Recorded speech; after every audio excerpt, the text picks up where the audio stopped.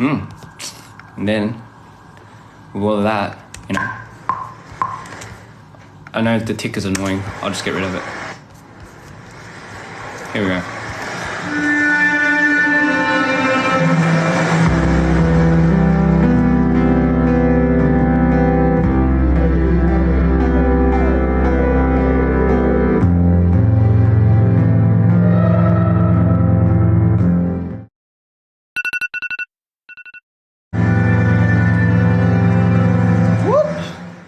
Laurie, you wanna go down? You wanna go down? Okay, go down.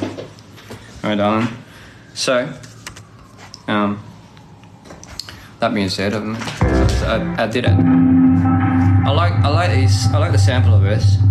It's like feels very ethereal and otherworldly. I was always a sucker for that. Yeah, right.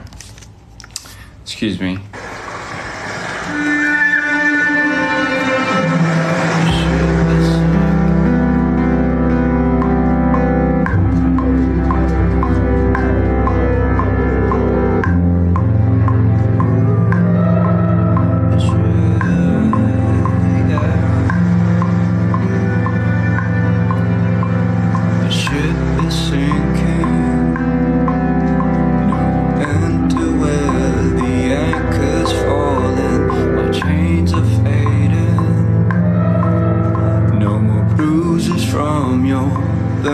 Splashes.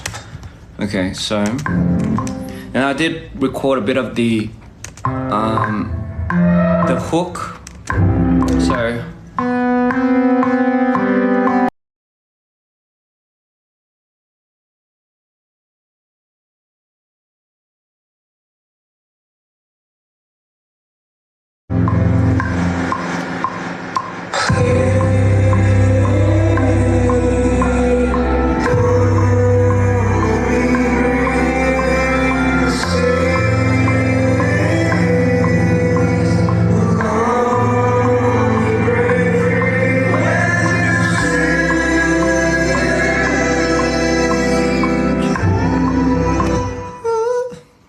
Get rid of that one. But anyway, sorry, I'm starting off of course here. I was meant to be talking about what do you call it? Skins. Yes, skins. So this is so for this one, I think what Mario did. It's just kind of weird that I'm afraid. There's a lot of string layers. So. It's really sharp. That's why when I do remake this, I do actually want to get an actual orchestra to do this score, because I'm a shitty score writer. I just know what it sounds because I don't know the logistics behind it. So I know a lot of classical musicians out there are probably cringing at the poor arrangements.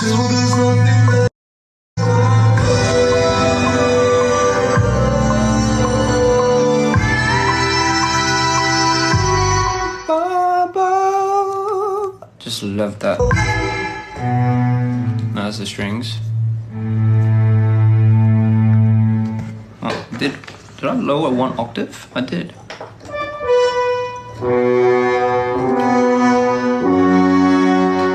I love horns. But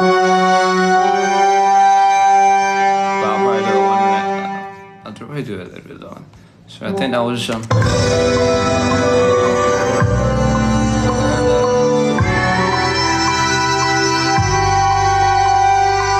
sorry, my foot was on the pedal. That's why it's fucking sensitive. I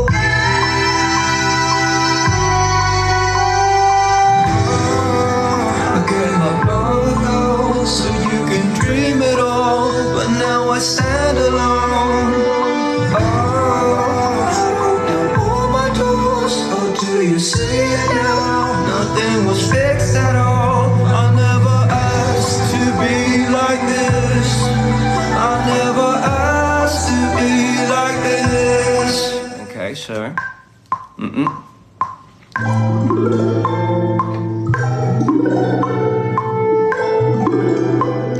no,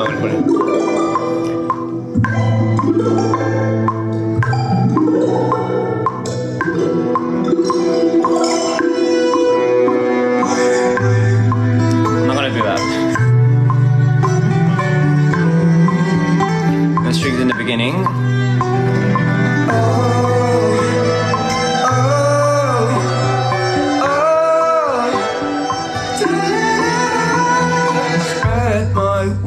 Just to take you in.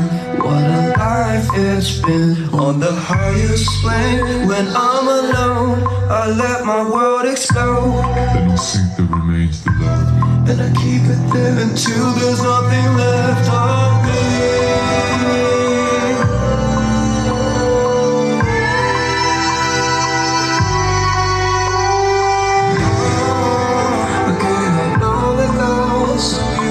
I gave up. Yeah, that's a little too fast. But the thing that I think, what I really wanted to add, and what I didn't have enough time because I made this in 2 days, I really wanted to find a better top melody line, just kind of like, because I love the harp transition to the, and I always love the timpani rolls, you know, because it's this is the more of the that, and then the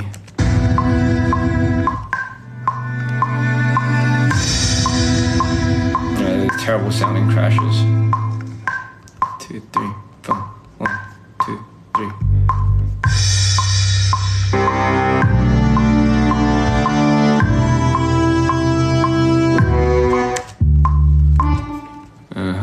And then we just open it up.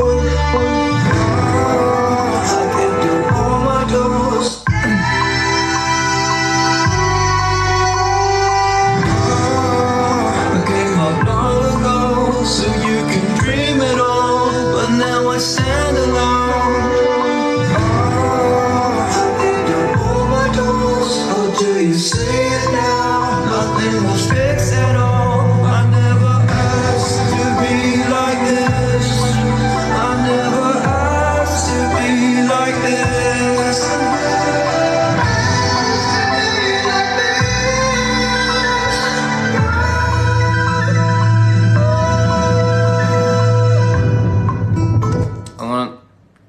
Probably in the actual one, I'll probably have to extend that a little bit more, but you get what I mean. Sorry, let me just, I don't know why I turned on TikTok live, just so I can fix some things here and there, but while I'm on a topic, I do find it quite fascinating that the JJK community is absolutely using Don't Go Insane. I absolutely adore it. It's quite interesting because a lot of the John and Hugh, our dancer and choreographer, they're the biggest fans of Jujutsu Kaisen, and I think I think we're gonna have like a I guess you could call it a slumber party where, you know, I pretty much binged the whole series. You know what's so funny? Actually, nah, I should zip it. You know what's so funny? Oh, fuck it. Anyway, you know what's so funny? The JJK, God, nah, you know what, school. I'm not gonna spoil it for you. But anyway, so that technically,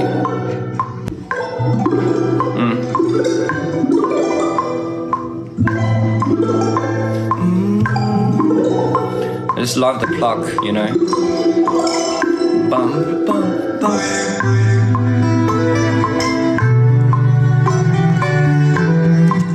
I can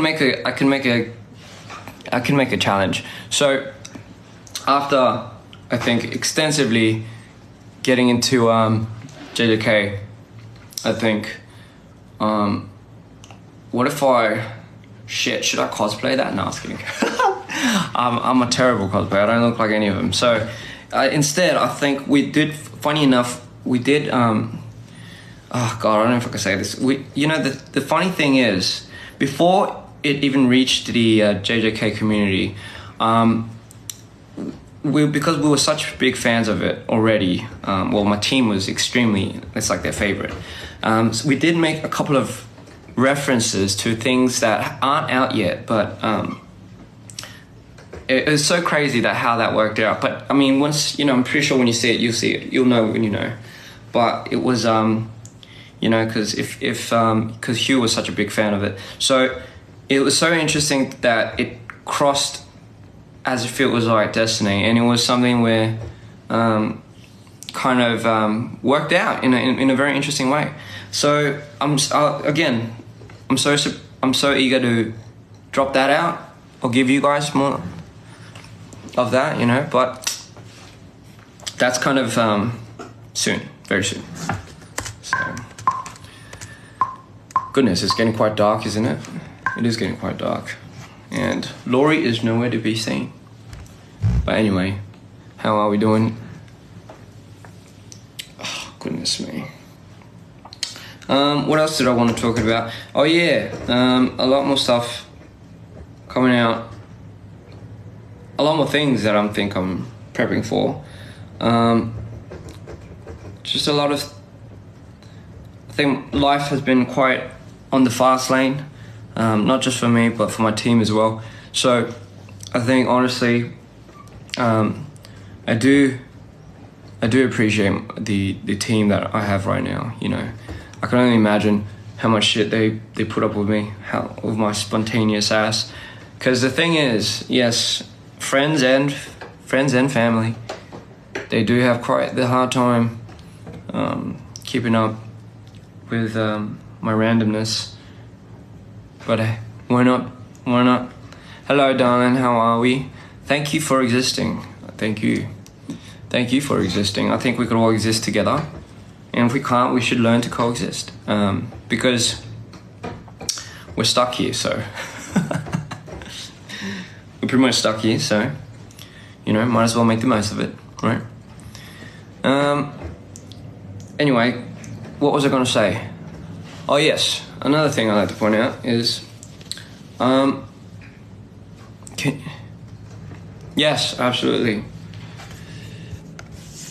So this song that I think I was making, it was actually a care package for Mido.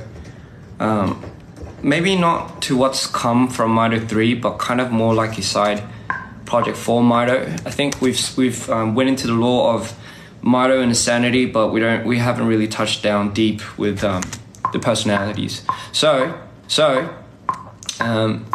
with that being said, this was kind of the I guess you could say one of the pop.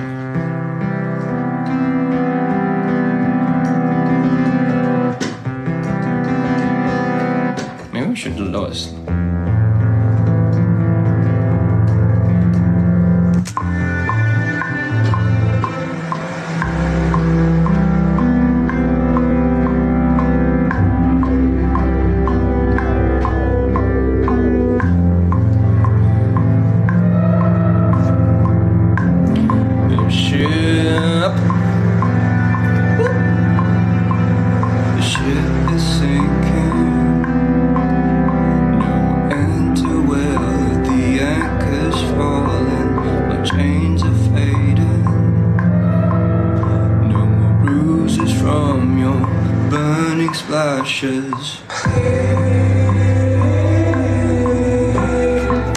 And goodness, that's such a low octave for me. I have a pretty, which is quite funny because I know when I'm going back and forth with being Mido and stuff, I can sing at that octave pretty comfortably. But me now, I can't really reach that octave. It's kind of weird. It's weird, isn't it? I can reach a more lower octave as somebody else, but I can't really reach it with the state that I'm in now, which is quite interesting because I've always tried to unlock that in my brain, but I don't think you can do that.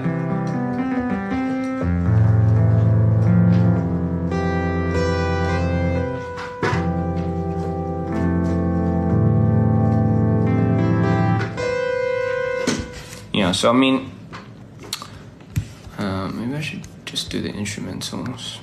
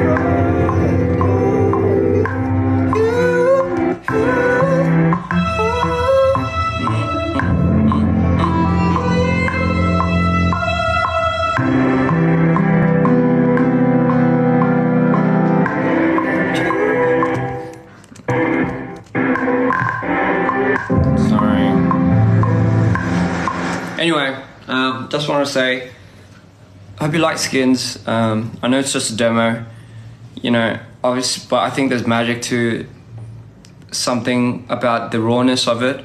With it not being mixed and mastered, I sometimes think I'm too much of a perfectionist, which is why it kind of always led me to not really put it out the way it is. But I think there's some beauty in that, because a lot of times I think, especially nowadays, a lot of art, I think, has been so transcended into so many different layers. I think at this point it's become, I see it becoming something to uphold a certain perfection status in terms of how you should be physically, mentally. I mean, that's kind of what social media is really doing, isn't it? It's really narrowing us down to what we like to see and project. And what that projection really does is, obviously, you know, it makes us somewhat unhappy sometimes, when in actual fact, no one's really looking at us. Everyone's probably going through the same thing that everyone else is. You know, so I think the more older I get and the more I realize is it's really, nothing's really permanent, and you make it with, oh, sorry, I can't even fucking talk right now. You make everything for what it is, a matter of perspective. So yes, you can. I always like to think you have two options to look at things. You can always be succumbed by it, and you could always be succumbed by it for only 5 minutes and learn how to pick yourself back up. I like to always say there's nothing wrong with feeling how you feel, right? But don't let yourself think that's permanent. The good or bad, really, because nothing's really permanent. So just like as much as your good times come and go, so does your bad times. And there's no point in suppressing how you feel. So you can feel it. But I always say, because it's something so temporary, I like to just pick myself back up after I vented or, you know, had a little bit of a scream here and there, and then carry on. You know, and the things that I make, the things that I project, and, you know, the artistry that I do put out is a form of self-expression and is a form of therapy, not only to me, but also hopefully to my listeners. A lot of the times people might think it's troubling music. But, you know, in a world that's already kind of troubled already, I feel like that's the least, well, that's the most, not the most, that's the least I can do. So yeah, it's allowing people to feel a bit. I feel like we've become so numb. Don't you reckon? I reckon we've become so numb. And I think feeling and being strong are totally different things. I think you can be strong when you learn how to feel it and you learn how to adapt and you learn how to accept it. I think there's a big difference when you learn how, you feel it, but you don't learn how to tame it. Then I think there's a difference, because no one's asking you to stop feeling. They're just asking you to accept it openly. Think about it. A lot of times we lash out or act out is because we suppress it. We suppress a lot of things. You know, I know for a fact, like, when I was younger and, you know, when I was in school, call me traditional or not, but I always had to learn to suppress a lot of my, I guess you could say, feelings here and there. But it's so funny, as when I was younger, when I was a kid, that seemed more manly, I guess you could say, more masculine, if you were to say. But I realized that strength doesn't really come from that. Strength really comes from learning to take it for what it is, adapting to it, and learning to make it yours. Because again, suppressing rage and anger and any type of negative stress or feeling that you have never surmounts into anything good. You always end up blowing the bottle at the most wrong times, and that's when you start feeling regret. But again, it's what makes us human. No one's perfect. We're almost perfect, I reckon. But I don't like to think people are perfect, because that doesn't really make sense.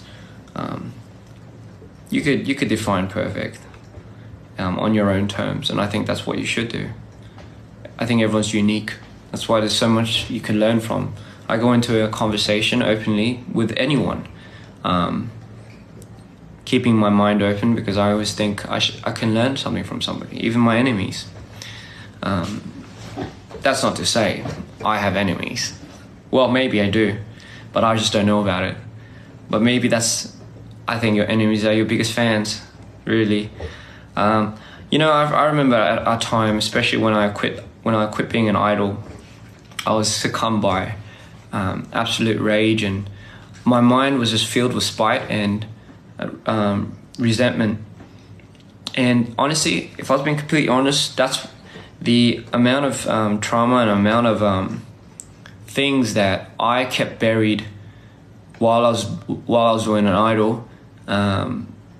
It really, I think it really broke me inside, because for me, I think that was the moment where I learned how to put a mask on, and I took so much shit in, I didn't know where I was burying that under, only to realize it turned into another beast of its own. So take it from me, if you don't learn how to look under the rug, it's going to be a little too late for you. When it surmounts into something big, it's going to turn into something.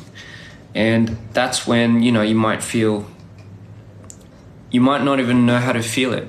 You might not even not know how to accept it.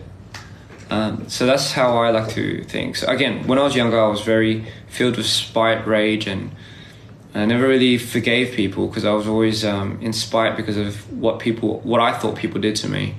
It's kind of like if you put like a dog in the wrong environment, and you take it, you starve it for so long, at that point, it doesn't become a broken dog mentally, it doesn't become a broken dog in a weak way. It becomes a very spiteful dog.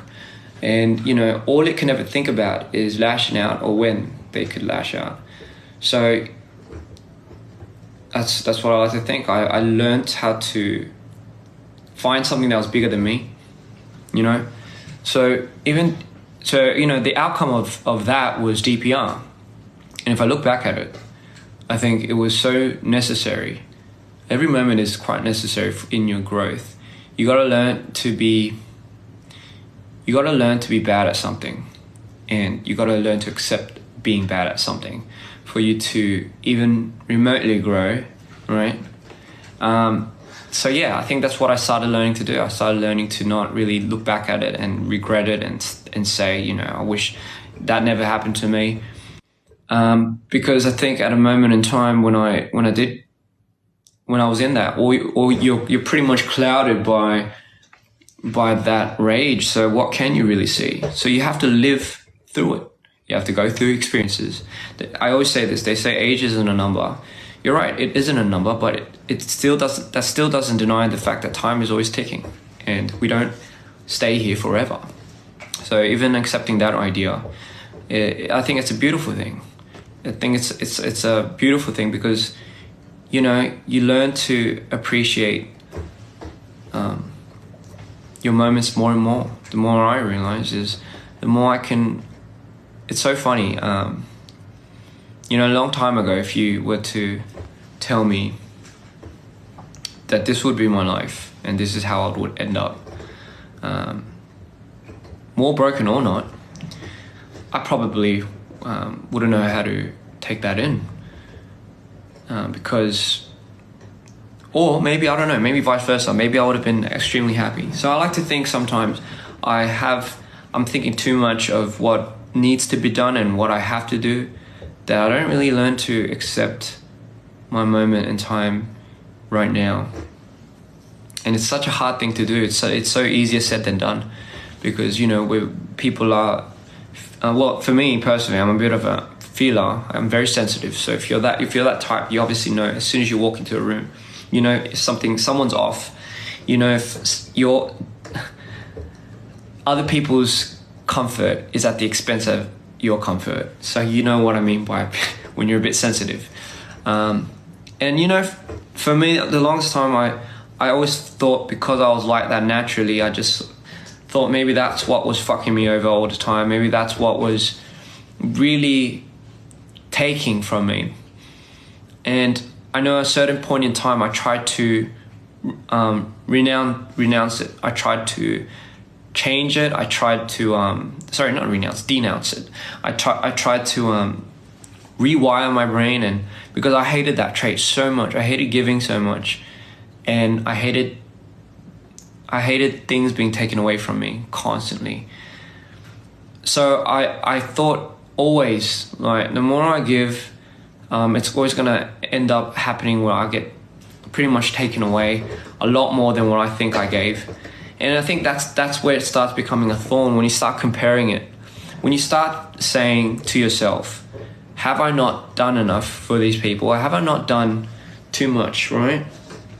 That's when you start getting a little toxic to yourself, and you blame the environment for it. I bet you 100% and I'll tell you people, I'll tell you everyone, dreamers and non-dreamers, saying you appreciate somebody that is going out their way, even just once a month, can go a long way for people that love giving, because that's really all they need. It's so funny. All they ever really need is a thank you, and it's the hard. And I tell you why that's so hard for givers to even want. It's because givers can't ask. They're really bad at asking. Are they really bad at asking for help? They're really bad at asking for things. Again, it's you put yourself in a little box like that.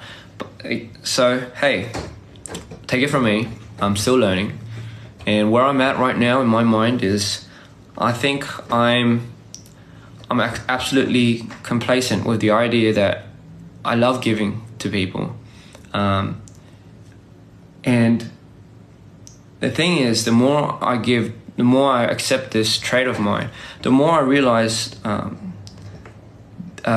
it's bigger than me, But again, maybe it's because I've lived through it. Maybe it's because I've come of age. I'm talking as if I'm an old man. Well, maybe I am, but but maybe I am. But maybe it's because I think I'm at a point where life is too short, just kind of worrying about all of that shit. I think it's so nonsense. I think that, God, I would hate to be at the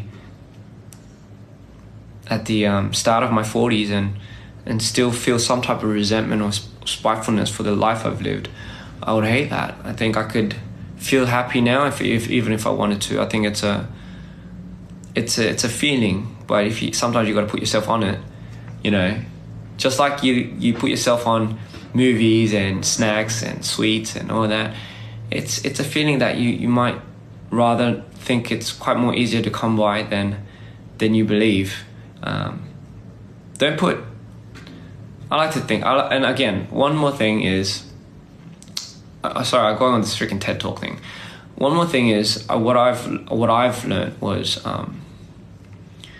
don't assume that it's malice. Just assume that it's ignorance. And what I mean by that is, a lot of people like to jump into straight assumptions, yeah?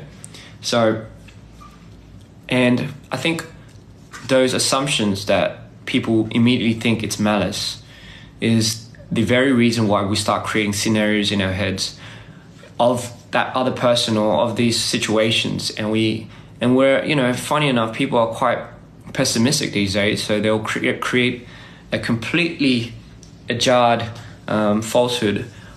And sometimes maybe you're right, but most of the times you'll be surprised. All you ever needed to do to conclude that situation was to go and talk to him.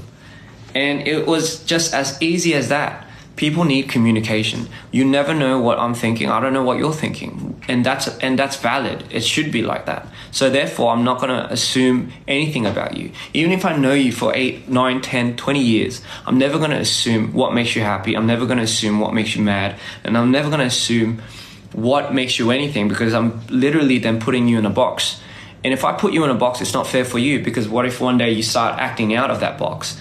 And by your reason, you're completely valid to do that, because people change and people go through things. I'll never know what you're going through unless you tell me. But again, if I put you in that box, immediately I'm going to be checking off these things where if you start acting like this, I'm like, oh, I'm going to feel like you're odd. But I always thought that was so weird, because, you know,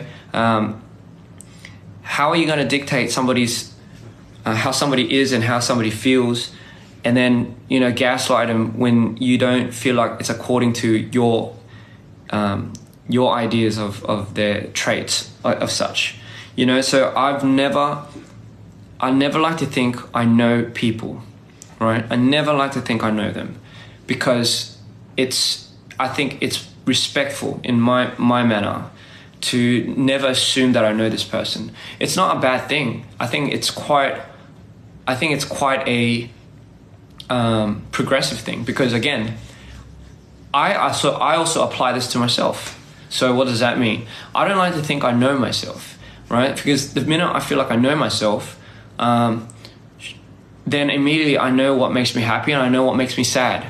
But now this is another thing. There's one thing to know yourself, and there's one thing to know what makes you happy. But there's another thing to fixate that happiness on something that's really far-fetched. So if I say, oh, and again, this is what social media is doing. If I look at something, I think, oh, I need this. I need a Lamborghini, or I need this lifestyle to make me happy. There you go. You've already put yourself in a box. You've already outlined you need this to be happy, and if you don't have this, you're never gonna be happy. When in actual reality, if your friend comes along and gives you an ice cream, that's fucking happiness. But you don't like to think of it like that, because for you, happiness seems to be something so much more. And once it becomes something that people, once it becomes I guess you could say, at the expense of other people's happiness, I think that's when it kind of gets, you might get a little quite jumbled up there. Trust me, it's happened to me. Sometimes it still happens to me. It's very hard. It's a hard reminder. You know, it's one of the beauties of living in a society. You know, I guess that's why they call it a society. You know, we learn to bring forth ideas, and again, I think this is such a important thing, because I feel like nowadays it's so we lose ourselves too much in our own heads, I guess, you know, and it's communicating has become less valuable, because it's become more what do you call it? Oh fuck, I can't even think right now. My brain's so fried, sorry. It's become more accessible. This is what I think. I think the more something becomes accessible, the less it becomes valuable in today's society. If I give you an example, what does I miss you mean? What does I love you mean nowadays? What does it mean to be loyal compared to how we were when before I was born? Let's say my parents' era. You know, if you literally loved someone back then and you couldn't see them because you didn't have iPhones or FaceTimes or whatnot, you will literally feel that much more obliged to want to see them, and you literally mean that miss you factor will mean so much more, because you would have to go through your day and come back and then be able to see it. So I feel like because of that, people learned how to cherish and value that relationship a little bit more. I think the further we go into accessing, like, I can always FaceTime somebody, I can always see my favorite artists on screen here, it becomes a less likely factor for you to feel that type of value from that, you know, if you get what I'm saying. So for me, I think we've desensitized ourselves. And, you know, change, I love change, don't get me wrong, change is a beautiful thing, but again, it's at the expense of something, right? And you got to sometimes think, what is it at the expense of? I know people are really scared of change, and that's completely valid and fine, because I am too. It's learning to really accept it, right? But it's also learning to not forget along the way what makes something so valuable. You know, I mean, we see it happening all the time, really. It's doing it to the art, it's doing it to relationships. It is becoming quite destructive, if I was to say. It's a little unfortunate, but, you know, for the most part, I think while we're here, while we're still here on the ride, I think the beauty in this is at least we're all here together, right? And we probably came the same way, we're probably gonna go the same way. So, you know, for what it's worth, I'm extremely happy to be here with you all. I'm extremely grateful that we're all here together right now, right? With that being said, it's easy to die. It really is, but it's really hard to live, right? So that's why I'm saying you got to learn to be grateful for your life, and it's so easy to just give up. It really is. It's a lot harder to live, and some people might agree with that or disagree with that. But I think the reason why we're so compelled to live is because we all want to somehow connect, and we all somehow want to feel like we exist and we are seen on such a huge, I guess you could call, a huge plane of existence. I don't know how to really put that into words, but you know what I mean. And for the most part, I think there's a lot of beauty just being in these moments, and just taking a step back and really breathing in what's in front of you, because it could be gone. It could be taken away anytime, and I like to live like it's my last every single time. Maybe that's what I do, how I do everything, really, right? And again, it's not something that you should really like dwell on. I know I'm an overthinker. I think way too much. So I never give myself more than 10 minutes to think about something that might potentially ruin my day, because I go down an extreme rabbit hole as such. But again, it's because I'm aware. I think you have to sometimes, once in a while, check yourself. If you don't check yourself, let your friends check yourself. But sometimes that ego of yours, you've got to learn how to tame it. It's not wrong to have an ego. I think that's somewhat of a self-defense mechanism of being proud of yourself. But I think when it gets tainted, it's only because people start testing it in a very malice way. And that's why I say, don't assume that it's malice, always assume that it's ignorance. Because from ignorance, I think you truly know how to win somebody over when you change them, not when they change you. If you feel like from a certain talk or a certain conversation you had, you feel more bad intent to somebody, and because of that, it's not leaving your head, then that person has ultimately changed you and is now over you, I think. Again, for me personally, I like to think I win somebody over by allowing them to accept the change and see it from my perspective. I don't think it wouldn't, and some people might not give a shit. Some people are like, once I'm done with this person, I'm done. And that's fine. To each to their own. For me, I know I'm the person that has it in the back of my mind. I care too much. So yeah, that's just kind of I know I went on a bit of a rant there. I think, ironically, I said I'm not going to talk too much. I mean, I'm not going to think too much, but I'm thinking out loud here. So, you know, give me a bit. But anyway, that's kind of it. So I just want to say I appreciate it. Skins was a song, again, that was made completely at one of my most vulnerable states, which is why I think more the reason so I think I've learned to develop my stage of accepting to even be able to put this out there. Because for me, that if you asked me even 2 years back, I wouldn't even have the guts to be able to do that, because I was for me, if I was being completely honest, it's so hard for me to talk about certain mental health and stuff like that, because I've always found it very embarrassing for myself. And I'm saying this because I'm just want to be completely honest. It isn't something that I've always felt comfortable, not even on this, but just amongst my friends and families, I think, which is why I've always had to disconnect with them, because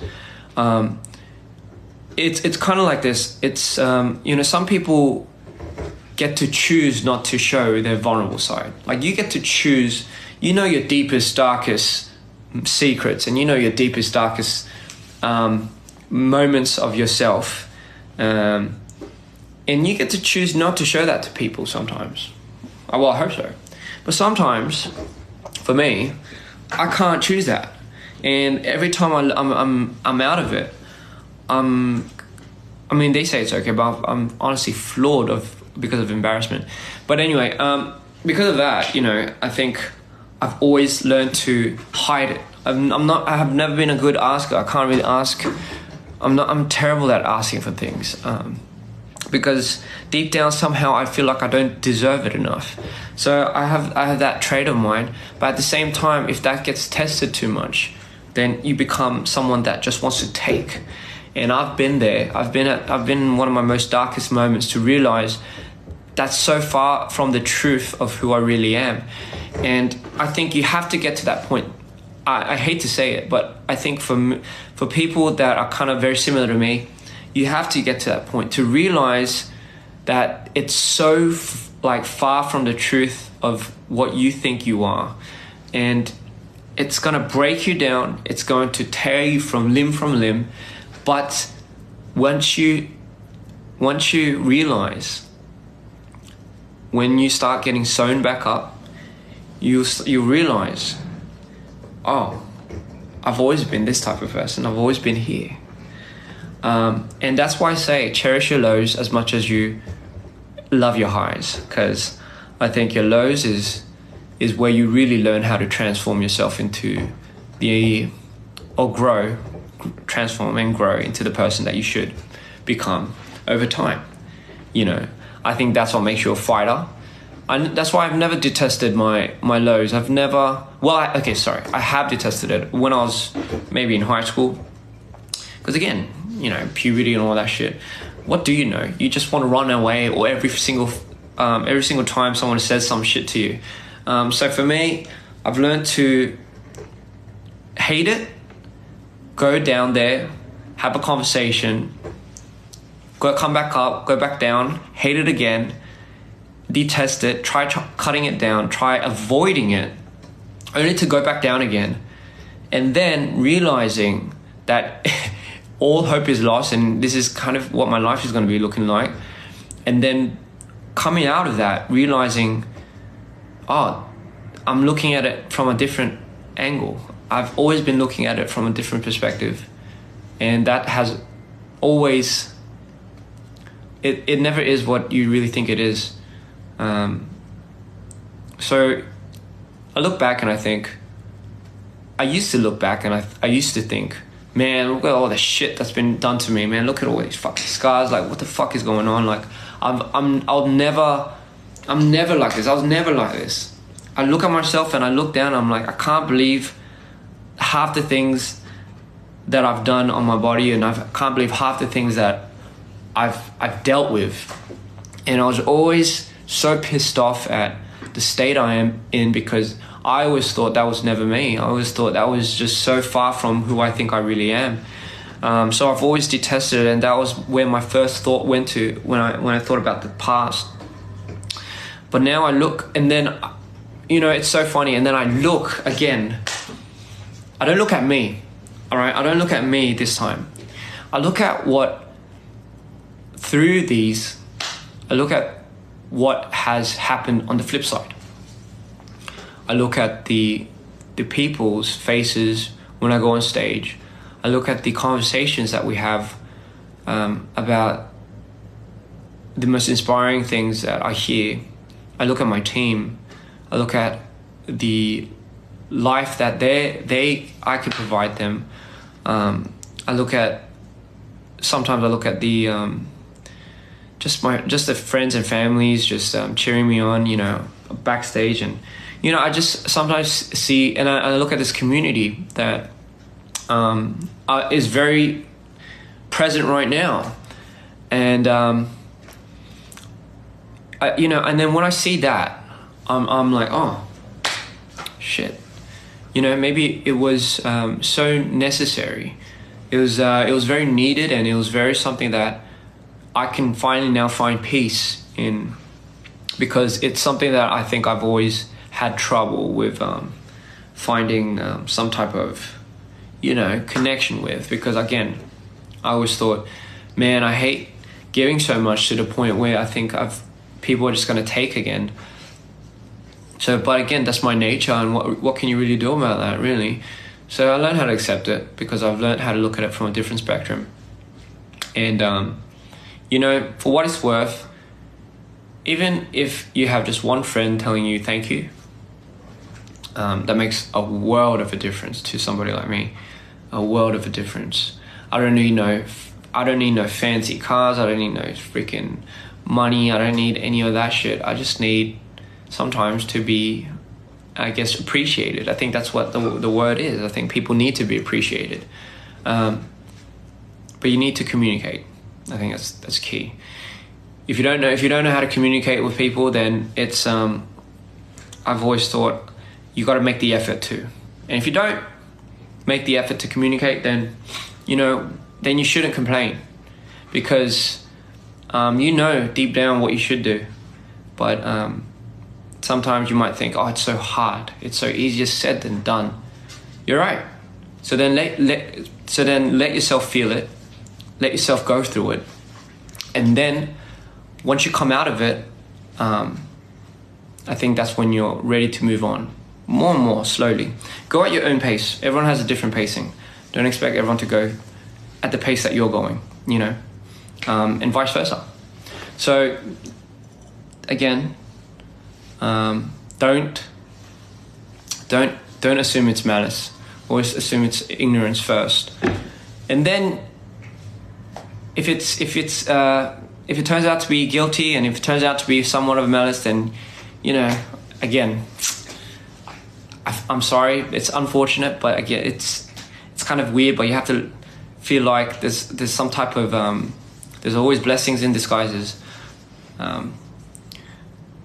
Everything's a blessing in disguise. Everything. You just got to look at it from that perspective. But it takes time to get there. I believe. I'm still learning. I'm not really good myself, but again, it's something that I feel like I want people to understand. I want people to know. As dark and as broken as my music might sound, you got to understand, it's not telling people to be broken. It's telling people to feel it and move on. And I like to believe my life is an experiment of that, and I am putting on that show. I never want to ever pedestal something, or you know what I mean? I never want to advocate for something or pedestal something, because I'm not anywhere near knowledgeable in that field as you are. I'm not a therapist. I'm not a professional psychologist, so I can't really recommend what helps and what doesn't. But I can provide you some insight on my journey and what I go through, and And for me, as long as I'm real with that, and as long as I show progress, I think there's nothing wrong with that, right? Like I said, some people just want to be seen. And for the people that just want to be seen, they'll never ask. I know that for a fact. So, this one's for you guys. Yeah. This one's for everyone. Yeah. So, again, thank you so much for being part of this TED Talk. It was absolutely marvelous, especially after the spontaneous drops of skins. I'm going to look at the JJK thing a little bit more. You know, I love seeing it, guys. So if you have more, make more, because me and my team, we love watching it. We might do a reaction video to it. Fuck, we might do a reaction to all of them. That should be quite fun, actually. Who would have known, eh? But yeah, I'm here for it. You know, maybe next time I should go to like Comic-Con or something, Anime Expo. But anyway, so yeah, that's that. What else was I gonna say? Oh yeah, and we have a few more surprises. You know, a few more surprises here and there. It's a bit it's kind of funny because, you know, you might think this guy never rests. Well, I do. I do rest. Well, hopefully, I feel like my schedule's going to end next year, March. I'm already looking at it like that. But, you know, it's because I'm good. It's because I can. I love it right now. You know, it's not hectic or it's not hard. I'd rather do it right now. So for all the new listeners and the newcomers out here, welcome. I welcome you to the show.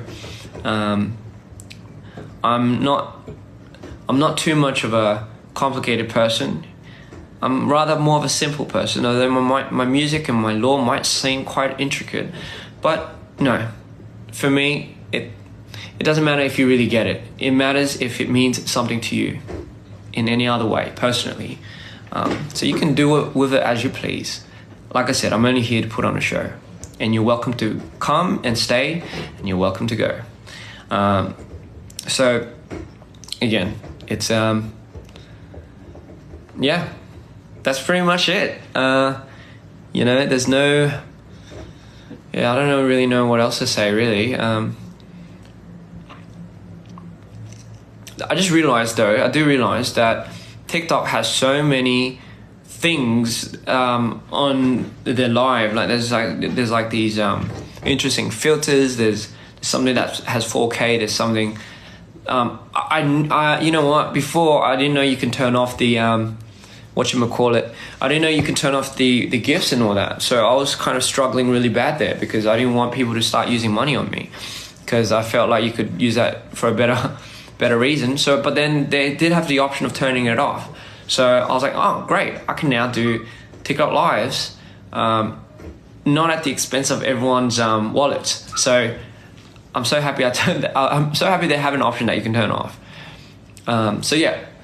So anyway, it's getting pretty dark. I think it already is. But it's only 6. Daylight savings, maybe. Goodness, I miss Australia. I really do. I haven't been back ever since COVID. So I feel like every single time I go back, like something's changing. Something's like changing again and again and again. Like it just keeps bloody changing. And I do miss a little bit of my childhood. Yes, darling, I'm in LA. Hi to Brazil. You know what? Speaking of Brazil, I think one of my most memorable shows were at Brazil. I didn't know if I said this to anyone. I think I was in Brazil, and I think that was when we were in the middle of our tour, and I was just mentally drained. Obviously, shit was happening behind closed doors, but I think that was one of the first moments I switched during tour, and I had such a bad episode that day that I didn't even know if I could go on stage and perform.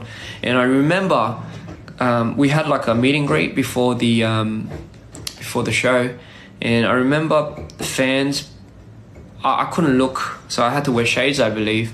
But I remember the fans being extremely intuitive. They were extremely intuitive of how I was, and I've never felt so understood at that point, because you got to understand, it was the first time that I switched on tour, and I felt like the people in Brazil are very, very welcoming and warm, and the energy is just something else. I remember playing that show as half Mito and half myself, and I just remember I think that it was a moment where I was extremely succumbed by emotions because of how warm it felt inside that place. And that was, again, one of my most memorable experiences.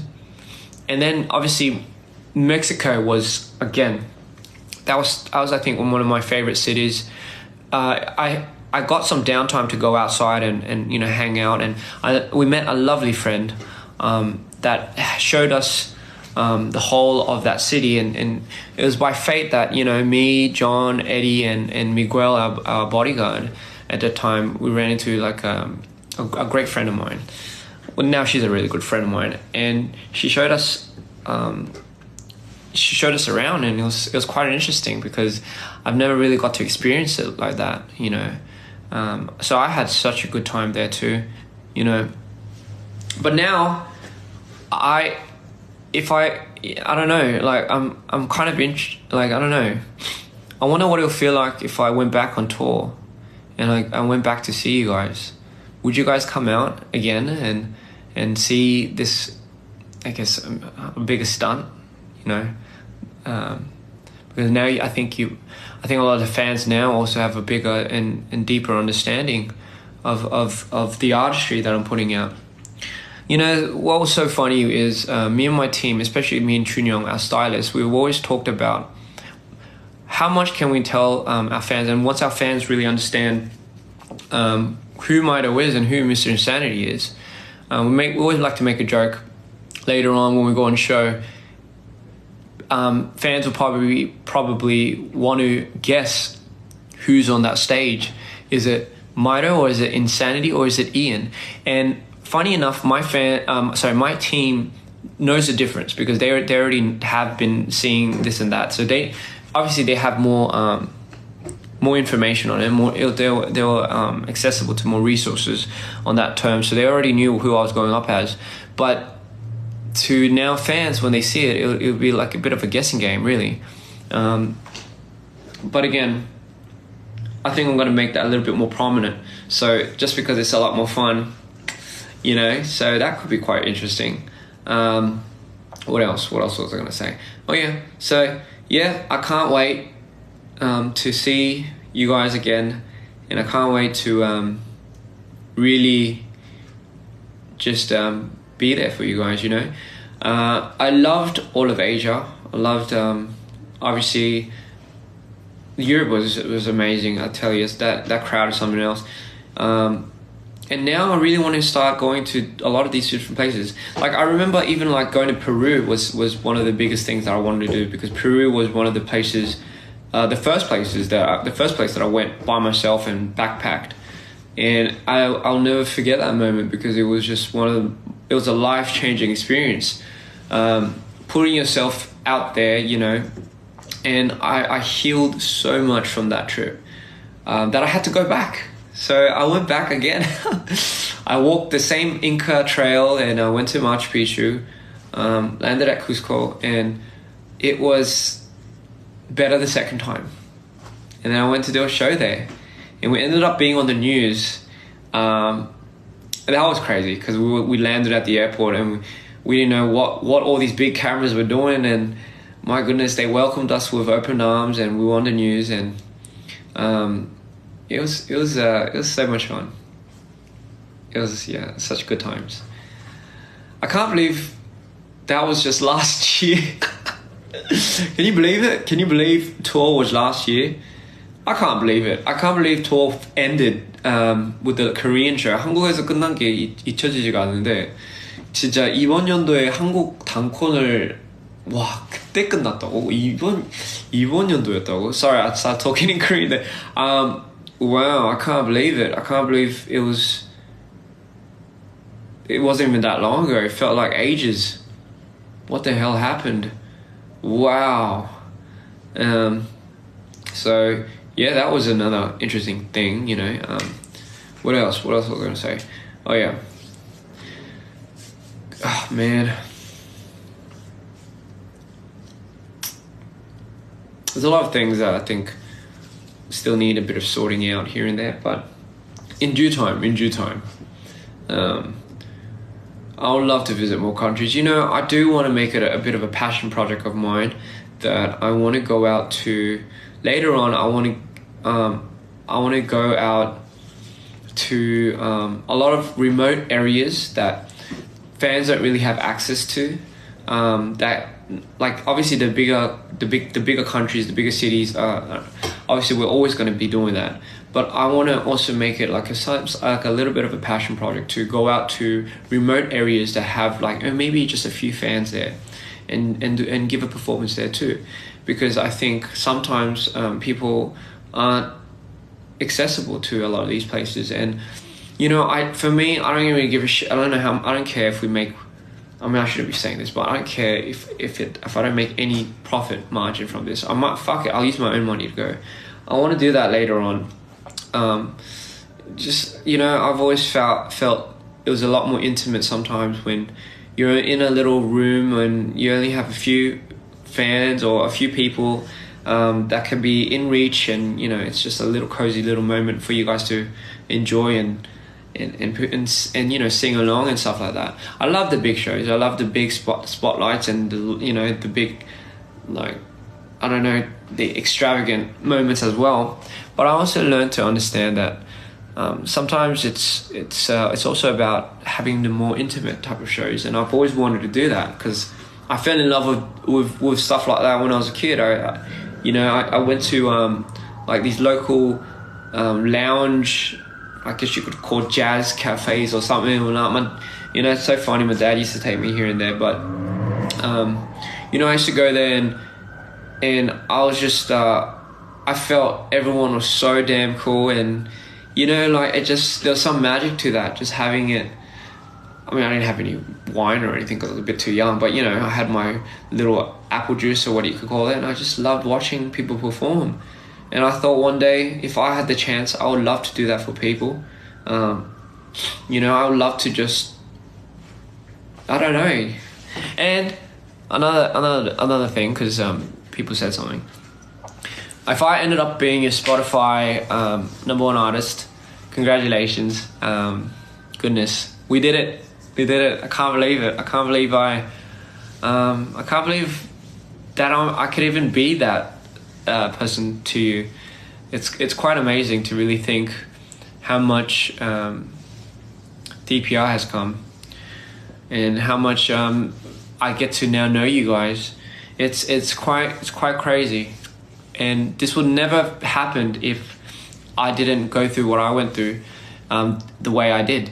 So I think if I'm on your top artist of Spotify, thank you so much. Thank you dearly. I promise I'll keep making it till when I can. And maybe you guys could keep making some awesome edits. Because I love watching edits and I love watching reaction videos. I really do. Speaking of, I think I did something with a special YouTube content creator, and that should be quite insightful and that should be quite fun. So I had a lot of fun doing that too. So yes, so keep an eye out for that too, and an eye out for something else that's going to come out pretty soon. Oh god, okay, I'm not going to spoil it too much. But anyway, Dear Insanity is in your top 1 album. Thank you so much. I love Dear Insanity. I really do. But you know what's so funny? So I think people are more familiar with Mito, but you have to also give Mr. Insanity a chance too, because it's going to take some time to get used to. we took about 3 years to get used to Mito, so I think we're gonna give some shine to Insanity here and there. So again, the law's not finished. It's just beginning. And what do you call it? Skins. Yes. I'm sorry. I think I will want to obviously master and mix it and put it out as some type of form. But the beauty in skins is how raw and uncut and really untouched it is. I immediately know for a fact that I want to make it more accessible to like streaming platforms. That'll be the only way I would ever mix it or master it. But I already know, like, if I do that too, I think people are gonna. I already see the comments. People are gonna be like, "I like the raw better because of because of how much it now assimilates and means something to this period, to this state period." Yeah. Sorry, I had a bit of a brain freeze there. So yeah, I'll constantly try working on developing my music taste and skills, and you know, it's still in development. I only know what I can hear, and I only know what I can. I can do what I know. My God, my brain is absolutely fried right now. I only can do what I know. So again, I only know how to express myself at that certain moments. I don't think I've ever apologized for how I felt. Neither should you, honestly. Don't apologize about how you feel, but then don't let it succumb you to the point where you do something irrational, right? Stop yourself there. You don't want to live with permanent scars just over a 5-minute irrational combustion of something that you can't contain. I always say don't let yourself get to that point, but then again, who am I to tell you? You know, you probably have to go there once, or maybe twice, or maybe 3 times to really know. And again, it's completely fine, you know. So yeah, thank you guys. I just want to say thank you. You know, the whole point of coming on was really just to thank you guys for Spotify actually. But yeah, it was such an amazing journey, and still forever going to be. And for everyone that's just new here, that's coming out and is a newcomer, I welcome you dearly. You're free to stay, free to go, but for what it's worth, I do want to have our community, our dreamers, really stick together. You know, I think the proudest thing that I'm the most proud of our fandom is because we're so intuitive and we're so in touch with ourselves. And I think more so it's because of that level of sensitivityness. I think you're well aware of a lot of things. Therefore, you can be very well aware of knowing how to bond with people, and you know, I think understanding is a big thing. And you might think right now, for those that might think you feel troubled or you feel broken. Again, I'm right there with you, Abe. I'm right there with you. But if we're gonna get through this, we're gonna get through it together. So, as long as you don't put your what do you call it? Your ropes down, I won't put mine down, right? So likewise, I expect you to meet me halfway, okay? So, thank you. I love you all dearly, right? And make sure to smile a bit, you know. You don't have to smile, but you could try forcing it sometimes. But who knows, that might be a little bit scary too, so you got to make sure your smile looks somewhat unhinged, right? Anyway, love you all. I think that was one of the most longest lives I've ever been doing. I've been talking so much that my brain is like, back it up a little, back it up. But hey, Skins, go listen to it. 그리고 뭐라고 해야지? Dear Insanity, we're not done yet. I love you all. I love you. Love you, love you, love you. Mwah.